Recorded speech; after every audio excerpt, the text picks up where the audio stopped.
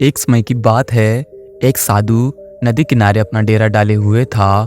वहां पर वो दिन भर बैठा रहता था और बीच बीच में उसकी एक तेज आवाज सुनाई देती थी, जो चाहोगे सो पाओगे, जो चाहोगे सो पाओगे। लेकिन उस रास्ते से गुजरने वाला हर व्यक्ति उसे पागल समझता था। उस साधु की बात को सुनकर वे उसे अनदेखा करते और उस पर हंसकर वहां से चले जाते।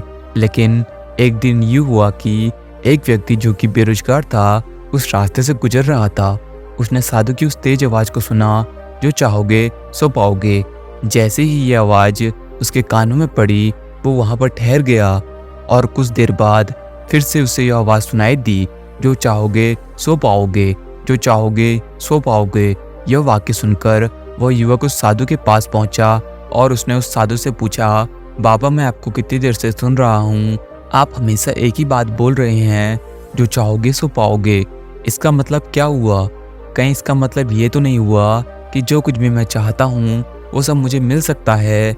साधु हंसकर बोला, हाँ बेटा, लेकिन पहले तुम मुझे यह बताओ कि तुम पाना क्या चाहते हो।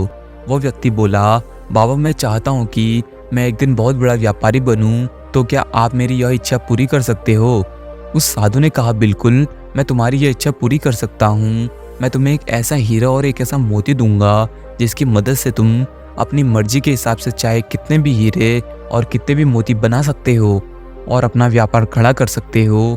साधु की इस बात को सुनकर वह व्यक्ति बहुत खुश हुआ और उसके मन में एक बार आशा की लहर जग उठी। फिर उस साधु ने उस व्यक्ति से कहा कि अपनी दोनों हथेलियां आगे करो। उस व्यक्ति ने खुशी खुशी अपनी हथेलियां उस साधु के सामने कर दी। साधु ने सबसे पहले उसकी एक हथेली पर अपना हाथ रखा और बोला, बेटा ये इस दुनिया का सबसे अनमोल हीरा है, इसे समय कहते हैं। इसे जितनी जोर से हो सके मुट्ठी में जकड़ लो। इसके द्वारा तुम जितना चाहे उतने हीरे बना सकते हो, जैसा चाहो वैसा व्यापार खड़ा कर सकते हो।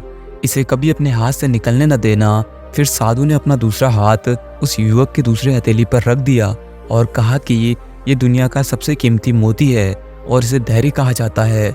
जब किसी भी काम में समय लगने के बाद भी तुम्हें परिणाम प्राप्त ना हो तो इस धैर्य नामक मोती को धारण कर लेना, और अगर यह मोती तुम्हारे पास है तो तुम दुनिया में जो जगह चाहो वो जगह हासिल कर सकते हो। उस व्यक्ति ने सारी बातें बहुत ही ध्यान से सुनी और आखिर में साधु को धन्यवाद कहा, फिर वहां से चला गया। व्यक्ति समझ चुका था कि उसे सफल होने के लिए जो 2 गुरु मंत्र चाहिए थे वो उससे अब मिल गए थे और उसने मन ही मन यह निश्चय कर लिया था कि अब से वो कभी भी अपना समय बर्बाद नहीं करेगा और सदा धैर्य से काम लेगा। और कुछ ही दिनों के बाद उस व्यक्ति ने एक बड़े से हीरे के व्यापारी के यहाँ नौकरी करनी शुरू कर दी थी। कुछ वर्ष ऐसे ही बीत गए। वहां पर वो खूब दिल लगाकर काम करता और वहां के हर गुण को सीखता रहा और आखिरकार एक दिन अपनी मेहनत और लगन से उस व्यक्ति ने अपना सपना भी साकार कर लिया और अब वह व्यक्ति एक बहुत ही बड़ा हीरे का व्यापारी बन चुका था। तो दोस्तों, इस कहानी से हमें यह सीख मिलती है कि अगर आप भी किसी लक्ष्य को हासिल करना चाहते हैं तो आपके पास भी समय नाम का हीरा और धैर्य नाम का मोती होना ही चाहिए। अपना जो कीमती समय है दोस्तों, इसे कभी भी बेकार न जाने दे, क्योंकि समय एक बार चला गया तो वो फिर लौटकर वापस नहीं आने वाला। और चाहे कितनी भी कठिनाइयाँ हो, आपको धैर्य का दामन थामे रखना है, क्योंकि यही वो मोती है जिसकी मदद से आप सफलता के उस शिखर तक पहुंच सकते हैं जहां आप जाना चाहते हैं।